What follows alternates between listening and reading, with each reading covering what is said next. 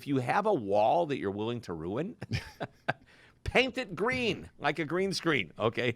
You don't need to go out and spend a lot of money for a really good, and I have one of these. When COVID hit, I said, if I get COVID and I can't come into the office, so I now have my portable green screen that, you pull it up and I have the cameras we can move behind me. But you can buy green screen paint for about $150 for a small jar, or Google the green screen paint formula and then go to your local hardware store and get a small can of paint for about $15. Okay.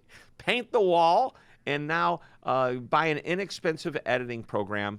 You can get them as inexpensive as, some of them are probably free. I mean, what comes on a Mac is probably more than capable, but you need to be able to take that green screen, put backgrounds on it, and learn how to use it. Spend a weekend and just immerse yourself in this. And when you come out, you're going to be able to you're going to stand in front of the camera, do a really boring presentation, and then augment it with some visual graphics, maybe even video overlay, which, again, it's not hard to do. You just have to learn how to do it. And all of a sudden, what seems like an average talking head turns into something that's a little bit nicer that people want to listen to and watch. You have to be able to capture someone's attention on video. It is a requirement for success moving forward.